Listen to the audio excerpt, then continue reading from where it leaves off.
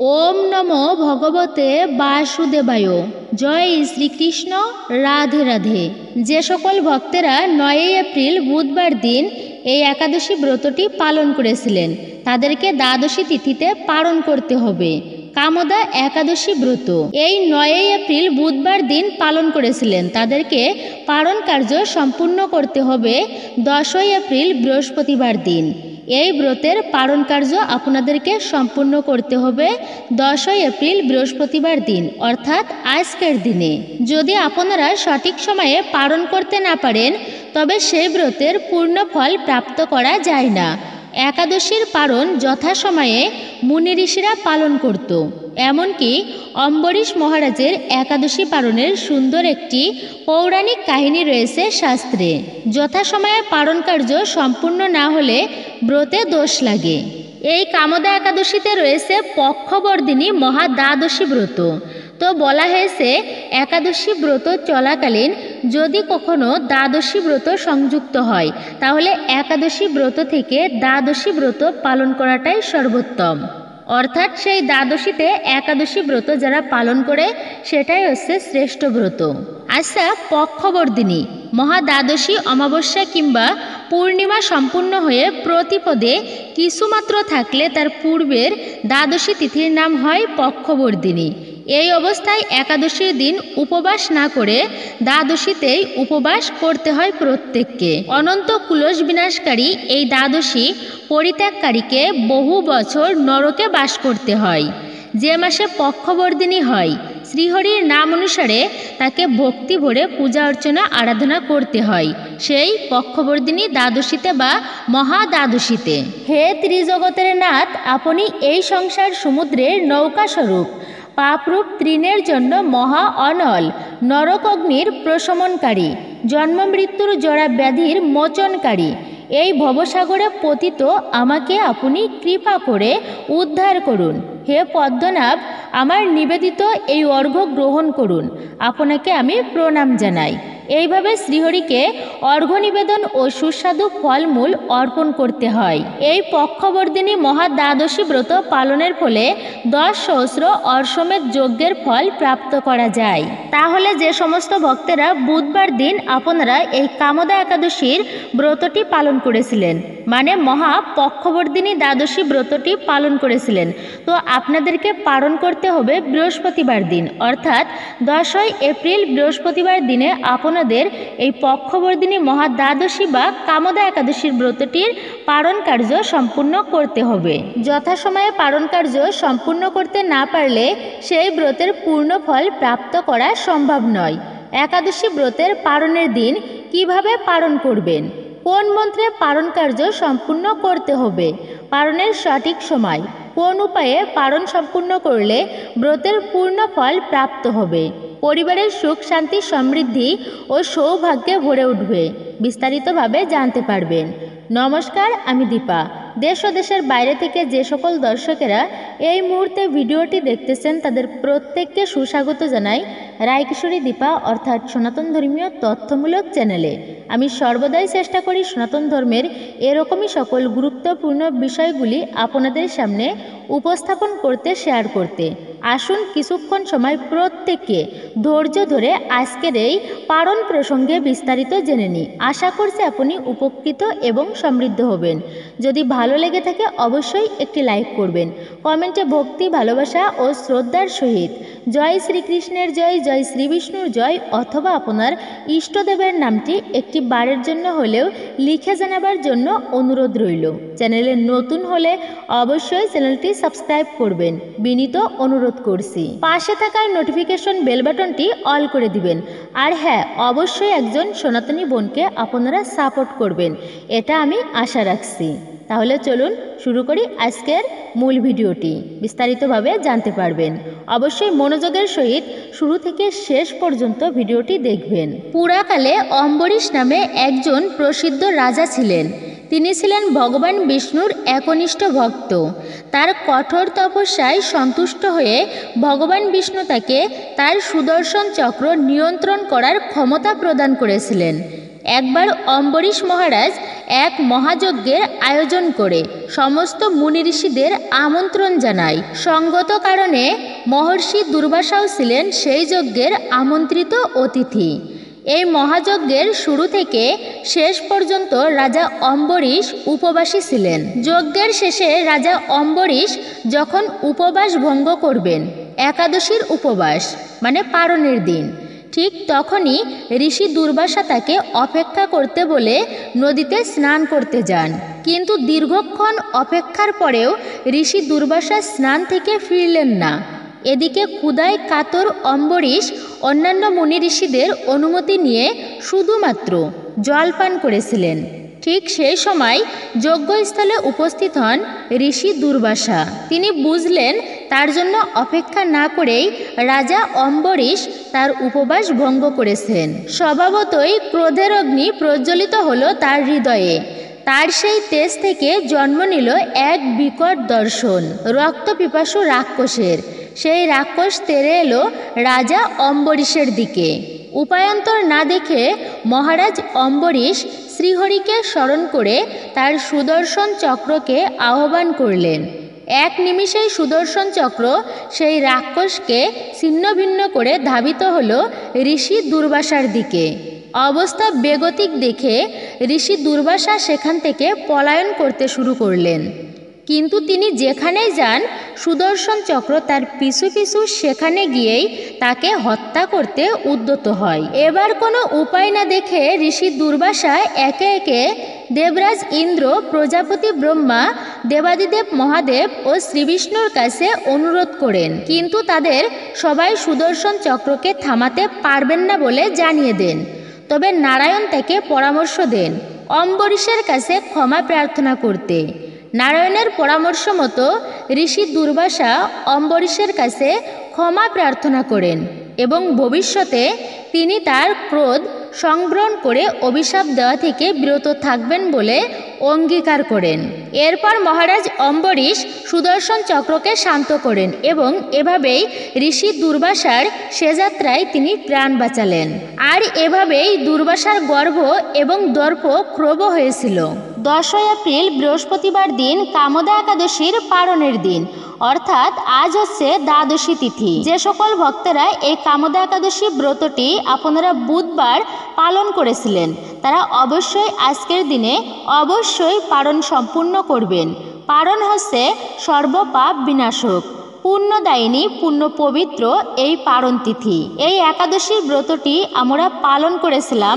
এই ব্রত পালন করা হয় ব্যক্তির মনের সমস্ত কামনা বাসনা পূর্ণ হয়, পিশাচ যৌনি লাভ হয় না এই ব্রত পালনের ফলে, বাষ্পেয় যজ্ঞের ফল প্রাপ্ত হয় অতি অনায়াসেই, সর্ব পাপ হতে মুক্ত হওয়ার জন্য এবং আধ্যাত্মিক উন্নতি লাভ করার জন্য, যা ভগবান বিষ্ণুর উপাসনার সাথে বিশেষভাবে জড়িত রয়েছে।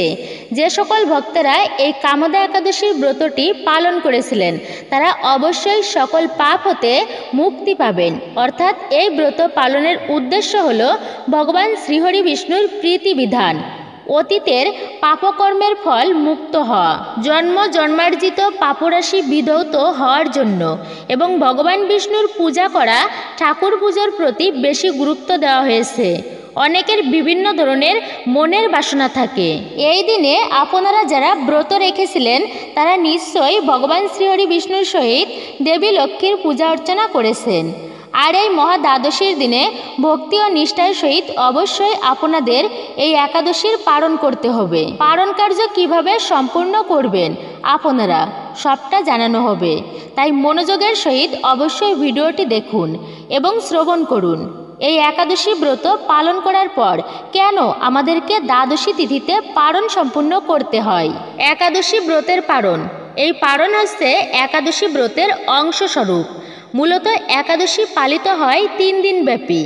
একাদশী ব্রতের শুরুতে সংকল্প নিতে হয় প্রত্যেকের। এর উদ্দেশ্য যে এই ব্রতের যতটা সময় তা যেন আমি সঠিকভাবে নিষ্ঠার সহিত ব্রত সম্পূর্ণ করতে পারি। এবং এই সময়ের পরে আমি ব্রত ভঙ্গ করব। আপনারা অবশ্যই জানতে পারবেন এই কামদা একাদশীর ব্রতের পালনের সঠিক সময় তা কি রয়েছে, কিভাবে ভঙ্গ করবেন, দ্বাদশী অর্থাৎ পালন করবেন। নির্দিষ্ট সময়ে ব্রত সমাপ্ত করা ব্রতের অঙ্গ বা অংশ। অতএব সঠিক সময়ে যদি পালন না করা হয় সেই ব্রতে দোষ লাগে, ব্রতে ত্রুটি থেকে যায়, আর যে ব্রত পূর্ণ হয়নি বা কুলসযুক্ত, আচ্ছা এমনভাবে ব্রত পালন করলে তার সুফল বা পূর্ণ ফল আমরা কিভাবে আশা করতে পারি?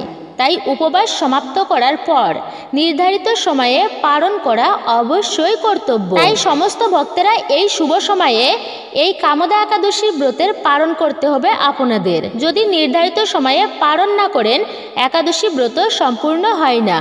আপনারা কিভাবে পালন করবেন বিস্তারিতভাবে জানবেন এই ভিডিও থেকে। এই কলিযুগে পাপের পরিমাণটা হচ্ছে বেশি, আর আমরা হচ্ছি সংসারী মানুষ, তো আমাদের সাথে পাপ হবে না এমনটা কিন্তু হয় না। যতই আমরা সাবধানে চলি না কেন কিন্তু পাপ আমাদের হবে একাদশীর দিন। তো এই দিনটাকে আমি বিশেষ করে বলছি, তবে অন্য দিন তো আছেই। আমরা একাদশীর দিনে যতই আমরা সাবধানে চলি না কেন তো পাপ তবুও হয়ে যায়। আমরা সবাই একসঙ্গে মানে সপরিবারে বসবাস করি। মনে করেন পরিবারের মধ্যে শুধুমাত্র আপনি ব্রত রাখছেন, তো পরিবারে তো আরও লোকজন আছে তাই না, তারা তো আর ব্রত রাখছে না, তো সেক্ষেত্রে আপনাকে তো রান্না করতেই হবে, তাদেরকে রান্না করে দিতে হবে। আবার একাদশী ব্রত থেকে অনেকেই ক্লান্ত হয়ে পড়ি, আমরা সেজন্য একটু বিশ্রাম করি, শুয়ে থাকি, তো ঘুমও আসতে পারে। হ্যাঁ, এটাও কিন্তু পাপ। আবার এই ব্রত থেকে তো অন্যান্য সদস্যদের জন্য রান্না করা, তা রান্না করার সময় হাতে তেল কালি হলুদ লেগে যেতে পারে, এই জন্য সাবান ব্যবহার করা, আচ্ছা এটাও কিন্তু পাপ। আবার আমরা যদি 64 মালা না করতে পারি, কিছুটা হয়তো বাকি থেকে গেল, সেটাও কিন্তু পাপ হয় আমাদের সঙ্গে। আচ্ছা তবে এর উপায় কি আছে, মানে এই ধরনের পাপ থেকে মুক্তির উপায়টা কি? একাদশীর দিনে আমরা যে ধরনের ছোটোখাটো এরকম পাপ করতেছি, তো এমন পাপের থেকে মুক্তির উপায় কি আছে? যেমনটা হচ্ছে একাদশীর দিনে সরিষার দানা খেতে নেই, যে কোনো প্রকার রবি শস্য এমনকি কাঁসার পাত্রে একাদশীর দিনে খেতে নেই। আপনারা আবার বলতে পারেন যে তবে কি কাঁসার পাত্রে ভগবানকে ভোগ নিবেদন করতে নেই? এতে হ্যাঁ, এটা নিয়ে ভগবানের দিক থেকে কোনো মান্যতা নেই, কিন্তু নিজেরা একাদশীর দিন দ্বাদশীর দিনে কাঁসা পিতলের পাত্রেতে খেতে নেই। মনে রাখবেন দ্বাদশীর দিনেও কিন্তু কাঁসা বা পিতলের পাত্রতে খেতে নেই। এই দিনগুলো এমন পাত্রে আমাদের খাওয়া যাবে না। আচ্ছা দ্বাদশীর দিন মানে পালনের আগে কি করতে হবে?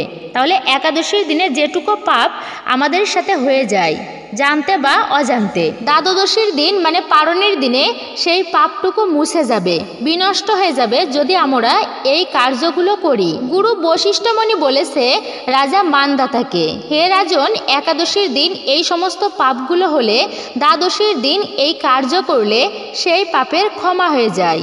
দ্বাদশীর পালন করার সময় সর্বপ্রথম পালনের মন্ত্র, এই পালন মন্ত্র যাদের জানা আছে সেটা তো অনেক ভালো কথা, আর যাদের জানা নেই তারা আপনারা অবশ্যই জানতে পারবেন। যদি কারোর একাদশীর পালন মন্ত্র জানা না থাকে, এই মহামন্ত্র বলে হাতে তুলসী পত্র নেবেন এবং গঙ্গা জল নেবেন। তারপর গঙ্গা জল আর তুলসী পত্র এটা প্রথমেই পান করবেন, অর্থাৎ মুখে নেবেন। তো আপনারা একটা আলাদা পাত্রে মানে যে পাত্রে ভগবানকে গঙ্গা জল আর তুলসী পত্র নিবেদন করবেন, তো সেই পাত্র নয়, সেই পাত্র থেকে আপনারা অন্য একটা পাত্রে গঙ্গা জল আর তুলসী পত্র আপনারা আলাদা করে নেবেন, মানে ঢেলে নেবেন। সর্বপ্রথম সেই তুলসী গঙ্গা জল মুখে দিয়ে মানে সেবন করে তারপরে আপনারা অন্ন সেবা করবেন, মানে যে পঞ্চরবিশস্য ভগবানকে নিবেদন করেছেন আপনারা সেটি গ্রহণ করবেন। আর যদি কোনো ভক্তের কাছে জগন্নাথ ধামের অর্থাৎ পুরী ধামের মহাপ্রসাদ থেকে থাকে, তবে সেই প্রসাদ আপনারা প্রথমেই মুখে দিবেন, তারপর আপনারা জল সেবা করবেন, এতে আপনাদের পারণ ভঙ্গ হয়ে যাবে। একাদশীর দিনে কাউকে অন্ন খাবার দেওয়া এটা হচ্ছে মহাপাপের, ঠিক তেমনি পারণের দিনে অন্ন না দিলে এটা হয় মহাপাপ। অন্ন প্রসাদ দিতে হয় মানুষদেরকে, তারপরে নিজে খেতে হয়। মনে রাখবেন একাদশীর পালনের দিনে যদি কাউকে অন্ন দেওয়া হয়, পৃথিবী দানের যে পুণ্য ফল হয় সেই সমস্ত ফল সেই সকল ব্যক্তিরা অনায়াসেই প্রাপ্ত করতে পারে। তাই পালনের দিনে গঙ্গাজল আর তুলসীর মাধ্যমে একাদশীর যে অজান্তেই যে সমস্ত পাপ হয় বা জানতেই যে সমস্ত পাপ হয় তা নষ্ট হয়ে যায়। আর অবশ্যই মনে রাখবেন, পারণের দিনে দেবতাকে স্নান করানো উচিত নয়, রাতে ঘি দিয়ে স্নান করানো উচিত। কিন্তু যদি কেউ এটা করে তবে সূর্যোদয়ের আগে তা করা উচিত, কিন্তু সূর্যোদয়ের পরে কখনো এটা করা উচিত নয়। কখনো কখনো একাদশী তিথি এবং দ্বাদশীর তিথিগুলো সূর্যোদয়ের সাথে সম্পর্কিত, যে পদ্ধতিতে অবস্থান করে, অর্থাৎ 6টি ভিন্ন ক্ষেত্র রয়েছে। দ্বাদশীতে ব্রত পালন করা হয় এবং পরের দিন ত্রয়োদশীতে উপবাস ভঙ্গ করতে হয়। আপনারা এই কামদা একাদশীর পালন কিভাবে করবেন আরও বিস্তারিতভাবে জানতে পারবেন এই ভিডিও থেকে। আশা করছি আপনারা উপকৃত হবেন। 9ই এপ্রিল বুধবার দিন যারা একাদশী ব্রতটি পালন করেছিলেন, এবার তার পরের দিন মানে দ্বাদশীর দিন 10ই এপ্রিল বৃহস্পতিবার, আজকে পালনের দিন। এবার জানুন একাদশী ব্রতের পালনের শুভ এবং সঠিক সময়সূচি। যে সকল ভক্তরা একাদশী ব্রতটি পালন করেছেন, আপনাদেরকে পালন কার্য সম্পূর্ণ করতে হবে 10ই এপ্রিল বৃহস্পতিবার দিন সকাল 5:41 থেকে 9:53 মধ্যে। যদি এই নির্দিষ্ট সময়ের মধ্যে পালন করেন তবে এই ব্রতের পূর্ণ ফল অবশ্যই আপনারা পাবেন। এই ব্রতের ফলে আপনাদের পূর্বকৃত পাপ নাশ হয়ে যায়, অর্থাৎ মুক্তি লাভ হতে পারে এবং শ্রীহরি বিষ্ণুর অপার আশীর্বাদ সেই সমস্ত পরিবারে বর্ষিত থাকবে। সকল সৌভাগ্যের অধিকারী হবেন যদি যে সমস্ত ব্যক্তিরা এই ব্রতটি সম্পূর্ণভাবে পালন করতে পারেন এবং পরের দিন একাদশীর পালন করতে পারেন। উক্ত সময়ে মনে রাখবেন, এই একাদশীর পালনের দিনে পরিষ্কার পরিচ্ছন্নতার প্রতি সর্বদাই মনোযোগ দিতে হবে আপনাদেরকে। প্রথমেই অবশ্যই আপনাকে পবিত্র স্নান করতে হবে। যদি আশেপাশে নদী বা জলাশয় থাকে তবে সেখানে গিয়ে স্নান করুন, আর যদি সম্ভব না হয় তবে শুদ্ধ স্নান করুন বাড়িতেই। স্নানের জলে কয়েক ফোঁটা গঙ্গাজল মিশ্রিত করে নিন, তারপরে স্নান সম্পূর্ণ করুন। ঠাকুরের মন্দিরে মানে ঠাকুর ঘর পরিষ্কার করে নিন এবং অবশ্যই এই দিনে ভগবান শ্রীবিষ্ণুর সাথে দেবী লক্ষ্মীর পূজা অর্চনা করতে হবে আপনাদেরকে ভক্তি ও শ্রদ্ধার সহিত। এই কামদা একাদশীর পালন করার নিয়মগুলো জেনে নিন। এই একাদশী ব্রত পালন করার পরের দিনে পালন করতে হয়।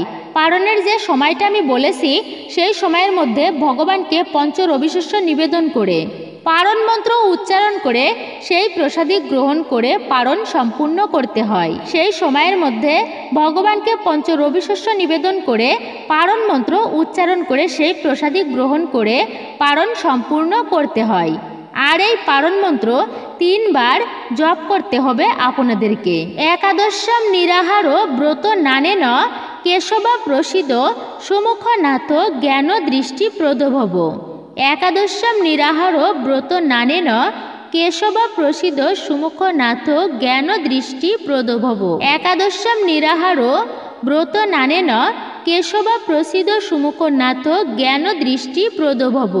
এইভাবে আপনারা এই মন্ত্রটি 3 বার জপ করে ভগবানকে পঞ্চ রবিশস্য নিবেদন করে সেই পঞ্চ রবিশস্য আপনারা ভগবান বিষ্ণুর মহাপ্রসাদী রূপে গ্রহণ করবেন। এইভাবে আপনাদেরকে এই কামদা একাদশীর ব্রতটি সম্পূর্ণ করতে হবে। এর ফলে ভগবান শ্রীকৃষ্ণের অপার আশীর্বাদ বর্ষিত হবে আপনাদের উপর, তার বিশেষ কৃপা লাভ হবে জীবনে, আর এতে পূর্ণ হবে মনোকামনা। যে কোনো কর্মেই অতি সহজে আপনারা সাফল্য প্রাপ্ত করতে পারবেন।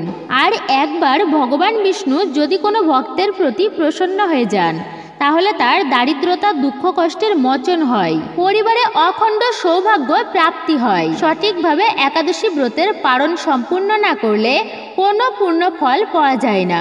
তাই পালনের দিকে অবশ্যই সকলে একটু বিশেষভাবে গুরুত্ব দেবেন। কিছু কিছু নিয়ম পালন করতে হবে এই পালনের দিনে। যেহেতু 3 দিন ব্যাপী একাদশী ব্রতটি পালিত হয়, তাই এই পালনের দিনে নিরন্তরভাবে ভগবানের নাম জপ, স্মরণ মনন, ঠাকুর সেবা, হরিভজন, মালা জপ, শাস্ত্র আদি পাঠ করতে হবে। এই দিনে বিশেষ করে মনে কোনোভাবেই কুচিন্তা আনা যাবে না। ব্রতের পালনের দিনে এমনিতেই কুচিন্তা, বাজে ভাষায় কথা বলা, পরনিন্দা এগুলো কোনো সময়েই শুভ নয়, আর বিশেষ দিনে তো নয়ই। পালনের সময় আপনারা গীতা পাঠ বা একাদশীর ব্রত কথা পাঠ করুন, এটা অত্যন্তই শুভ। এই পালনের দিনে গায়ে কোনোভাবেই সুগন্ধি দ্রব্য ব্যবহার করা যাবে না। ক্ষৌরকর্ম নিষিদ্ধ। এই পালনের দিনে পরনিন্দা, পরচর্চা, মিথ্যাচার, অপশব্দ সমস্ত কার্য থেকে নিজেকে বিরত রাখুন। শাস্ত্রীয় মতে দশমীতে একাহার, একাদশীতে নিরাহার, আবার একাদশীতে অনেকেই ফলমূলাদি এবং সবজি রন্ধন করে তা ভগবানকে নিবেদন করে সেই প্রসাদী গ্রহণ করে ব্রত রেখেছিলেন। এবং এই মহা দ্বাদশীতেও একাহার করতে হবে এবং নিরামিষ খাবার খেতে হবে। কোনো ধরনের আমিষ জাতীয় খাবার ভুলক্রমেও গ্রহণ করবেন না আপনারা। কোনো অসহায়, গরিব, দুঃখী, দুস্থ ব্যক্তিদেরকে পঞ্চরবিশেষর খাবার, অন্ন, বস্ত্র, ছাতা, জুতা মানে প্রয়োজনীয় দ্রব্য দান করতে পারেন। অবশ্যই এই দিনে ব্রাহ্মণ ভোজন করাবেন, আবার বৈষ্ণব সেবাও দিতে পারেন। এতে মহাপুণ্য প্রাপ্তি করা যায়। আর বাল্য সেবা দিলে ভগবান শ্রীহরি বিষ্ণু অত্যন্তই প্রসন্ন হন। আর অবশ্যই আপনারা পালনের দিনে সকল প্রকার রবিশস্য খাবার খেতে পারেন। আর যদি কেউ একাদশীর দিনে ভুলক্রমেও পঞ্চ রবিশস্যের মধ্যে একটি খাবারও গ্রহণ করে থাকেন, তবে কিন্তু ব্রতের কোনো পুণ্য ফল পাওয়া যাবে না। কারণ পঞ্চরবিশস্য খেলে একাদশী ব্রত সম্পূর্ণরূপেই ভঙ্গ হয়ে যায়। আর আপনারা নিশ্চয়ই জানেন যে একাদশী ব্রত করে কি কি খাওয়া যাবে আর কি কি খাওয়া যাবে না, কি কার্য করা যাবে আর কি কার্য করা নিষিদ্ধ। এই বিষয়ে আগে আমি একটি ভিডিও দিয়েছি আপনাদের জন্য, চাইলে অবশ্যই দেখতে পারেন সেই ভিডিওটি। সেই ভিডিও থেকে বিস্তারিত অনেক কিছুই জানতে পারবেন। মনের সকল দ্বিধা নাশ হবে। বালক, যুবা, বৃদ্ধ যে সকল ব্যক্তিরা এই ব্রত পালন করে নিশ্চয়ই তাদের সদ্গতি প্রাপ্তি হয় শ্রীহরির কৃপায়। একাদশীর দিনগুলোতে ভগবান বিষ্ণুর কৃপা লাভ ও তাকে প্রসন্ন করার জন্য বিরাট একটা সুযোগ। এই দিনগুলোতে ব্রত পালনের ফলে নিজের আত্মশুদ্ধি ও চরিত্রের সংশোধন হয়। আপনারা ওম নমো ভগবতে বাসুদেবায় এই মন্ত্রটি 108 বার জপ করতে পারেন। ঠাকুরের উদ্দেশ্যে অবশ্যই একটি প্রদীপ প্রজ্বলিত করে দেবেন। 8 থেকে 80 বছরের প্রত্যেকেই এই ব্রত ভক্তির সহিত পালন করতে পারেন। যে ব্যক্তি একাদশী ব্রতকে অবহেলা করে তার নিশ্চিত নরকে গমন। তাই এবার থেকে অবশ্যই যারা ব্রত রাখেন না, মানে ব্রত পালন করেন না, তারাও পালন করুন একাদশী ব্রত। এর ফলে পুণ্য প্রাপ্ত হবে আপনাদের। একাদশী ব্রত চলকালীন যদি কোনো মায়েরা ঋতুমতীও হন, তবে স্নান করে শুদ্ধ হয়ে ভগবানের কাছে ক্ষমা প্রার্থনা করে ব্রত চালিয়ে যাওয়া উচিত। যে কোনো অবস্থায় হোক না কেন একাদশী ব্রত ভঙ্গ করা উচিত নয়। যে সমস্ত ব্যক্তিরা একাদশী ব্রত পালন করে সেই সমস্ত ব্যক্তিরা যমদেবতার পূজ্য, সম্মানীয় এবং শ্রেষ্ঠ। যমরাজ স্বয়ং বলেছেন তার যমদূতদের, একাদশী ব্রত পালনকারী ব্যক্তিদের দেখলে তোমরা দূর থেকে প্রণাম করে চলে আসবে, কখনোই তাদের নরকে আনবে না।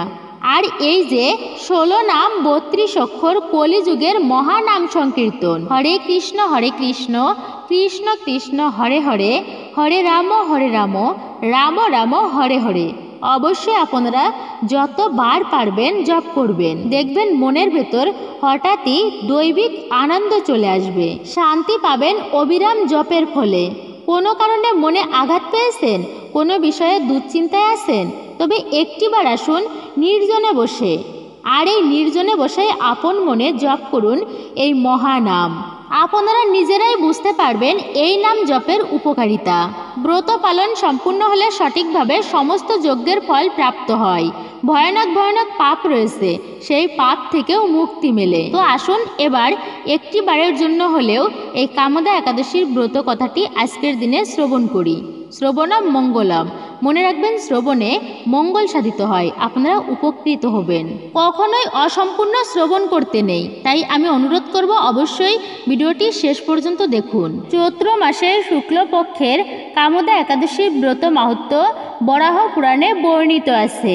মহারাজ যুধিষ্ঠির বললেন, হে বাসুদেব, আপনি কৃপা করে আমার কাছে কামদা একাদশীর মহিমা কীর্তন করুন। শ্রীকৃষ্ণ বললেন, হে মহারাজ, এই একাদশী ব্রত সম্পর্কে এক বিচিত্র কাহিনী বর্ণনা করছি, আপনি তা এক মনে শ্রবণ করুন। পূর্বে মহর্ষি বশিষ্ঠ মহারাজ দিলীপের কৌতূহল নিবারণের জন্য এই ব্রত কথা কীর্তন করেছিলেন। ঋষি বশিষ্ঠ বলেন, হে মহারাজ, কামদা একাদশী তিথি পাপনাশক ও পুণ্যদায়িনী। নাগপুরে স্বর্ণ নির্মিত গৃহে বিষধর নাগেরা বাস করত। তাদের রাজা ছিলেন পুণ্ডরিক। গন্ধর্ব কিন্নর ও অপ্সরাদের দ্বারা তিনি সেবিত হতেন। সেই পুরী মধ্যে অপ্সরা শ্রেষ্ঠ ললিতা নামে গন্ধর্ব স্বামী স্ত্রী রূপে ঐশ্বর্যপূর্ণ এক গৃহে পরম সুখে দিন যাপন করতেন। একদিন পুণ্ডরীকের রাজসভায় ললিত একা গান করছিলেন। এমন সময় ললিতার কথা তার মনে পড়ল। ফলে সঙ্গীতের স্বরলয় তালমানের বিপর্যয় ঘটল। কর্কটক নামে এক নাগ ললিতের মনের ভাব বুঝতে পারল। বিষয়টি সে পুণ্ডরিক রাজার কাছে জানায়। তা শুনে সর্পরাজ ক্রোধ ভরে কামাতুর ললিতকে অভিশাপ দেন, রে দুর্মতি, তুমি রাক্ষস হও। সঙ্গে সঙ্গে ললিত ভয়ঙ্কর রাক্ষস মূর্তি ধারণ করলেন। তার হাত পা 10 যোজন বিস্তৃত, মুখ হলো গুহাতুল্য, চোখ প্রজ্বলিত আগুনের মতো, প্রকাণ্ড এক শরীর তিনি লাভ করলেন। ললিতের এরকম ভয়ঙ্কর রাক্ষস শরীর দেখে ললিতা মহা দুঃখে চিন্তায় ব্যাকুল হলেন। স্বেচ্ছাচারী রাক্ষস ললিত দুর্গম বনে ভ্রমণ করতে লাগলো। ললিতা কিন্তু তার সঙ্গ ত্যাগ করেনি। ললিত নির্দয়ভাবে মানুষ ভক্ষণ করত। এই পাপের ফলে তার মনে বিন্দুমাত্র শান্তি ছিল না। পতির সেই দুরবস্থা দেখে ব্যথিত চিত্তে কান্না করতে করতে ললিতা গভীর বনে প্রবেশ করলেন। একদিন ললিতা বিন্ধ্য পর্বতে উপস্থিত হলেন। সেখানে ঋষ্যশৃঙ্গ মুনির আশ্রম দর্শন করে মুনির কাছে হাজির হলেন তিনি। ললিতা ভক্তি ভরে প্রণাম করে সেখানেই দাঁড়িয়ে রইলেন। মুনিবর জিজ্ঞাসা করলেন, কে তুমি মা? কার কন্যা? কি কারণেই এই গভীর বনে এসেছ? উত্তরে ললিতা বললেন, হে প্রভু, আমি বীরধন্যা, গন্ধর্বের কন্যা। আমার নাম হচ্ছে ললিতা। আমার পতির পিশাচত্ব দূর হয় এমন কোনো উপায় আমাকে জানান। আমি তা জানবার জন্য এখানেই এসেছি। তখনই ঋষি বললেন, চৈত্র মাসের শুক্লপক্ষের কামদা নামে যে একাদশী আছে, তুমি সেই ব্রতটি যথাবিধি পালন করো। এই ব্রতের পুণ্যফল তোমার স্বামীকে অর্পণ করলে তৎক্ষণাৎ তার সমস্ত পাপ বিনষ্ট হবে। মুনির কথা শুনে ললিতা আনন্দ সহকারে কামদা একাদশী পালন করলেন। তারপর ব্রাহ্মণ ও বাসুদেবের সামনে পতির উদ্ধারের জন্য বললেন, আমি যে কামদা একাদশীর ব্রত পালন করেছি, এই একাদশী ব্রতের সমস্ত ফল আমার পতির উদ্দেশ্যে অর্পণ করলাম। এই পুণ্য প্রভাবে তার পিশাচত্ব দূর হোক। এই কথা উচ্চারণ মাত্রই ললিত শাপমুক্ত হয়ে দিব্য দেহ প্রাপ্ত হল। পুনরায় গন্ধর্ব দেহ লাভ করে ললিতার সঙ্গে মিলিত হলেন। হে মহারাজ দিলীপ, এই ব্রত যত্ন সহকারে সকলেরই পালন করা কর্তব্য। এই ব্রত ব্রহ্মহত্যা পাপ বিনাশক এবং পিশাচত্ব মোচনকারী। এই ব্রত কথা শ্রদ্ধাপূর্বক পাঠ ও শ্রবণে বাষ্পে যজ্ঞের ফল লাভ হয়। মূলত এটাই ছিল এই কামদা একাদশীর ব্রত কথা, ব্রত মাহাত্ম্য। নিশ্চয় আপনারা বুঝতে পারছেন এই ব্রত যারা পালন করেছেন তারা কি ফল প্রাপ্ত করতে পারবেন। তাও অবশ্যই আপনি প্রতিটা একাদশী ব্রত নিজেও পালন করবেন এবং প্রত্যেককে উৎসাহিত করবেন তারাও যেন ব্রত পালন করে ভক্তি নিষ্ঠার সহিত। আসুন সকলে একসঙ্গে ভক্তি ভরে একবার হরে কৃষ্ণ মহামন্ত্র আমরা জপ করি। তাহলে চলুন, হরে কৃষ্ণ কৃষ্ণ কৃষ্ণ হরে হরে, হরে রাম রাম রাম হরে হরে, হরে কৃষ্ণ কৃষ্ণ কৃষ্ণ হরে হরে, হরে রাম রাম রাম হরে হরে, হরে কৃষ্ণ কৃষ্ণ কৃষ্ণ হরে হরে, হরে রাম রাম রাম হরে হরে। জয় শ্রীকৃষ্ণ, রাধে রাধে। এই ছিল আমাদের আজকের ভিডিওটি আপনার কাছে কেমন লেগেছে অবশ্যই কমেন্ট করে জানাতে ভুলবেন না। যদি ভালো লেগে থাকে অবশ্যই একটি লাইক করবেন। কমেন্টে ভক্তি, ভালোবাসা ও শ্রদ্ধার সহিত জয় শ্রীকৃষ্ণের জয় অথবা আপনার গুরুদেবের নামটি একটি বারের জন্য হলেও কষ্ট করে হলেও লিখে জানাবার জন্য অনুরোধ রইল। চ্যানেলে নতুন হলে অবশ্যই চ্যানেলটি সাবস্ক্রাইব করবেন, পাশে থাকার নোটিফিকেশন বেল বাটনটি অন করে দিবেন। সকলে ভালো থাকুন, সুস্থ থাকুন, পরম করুণাময় ঈশ্বরের অশেষ কৃপায় অবশ্যই একজন সনাতনী বোনকে সাপোর্ট করবেন আমি আশা রাখছি।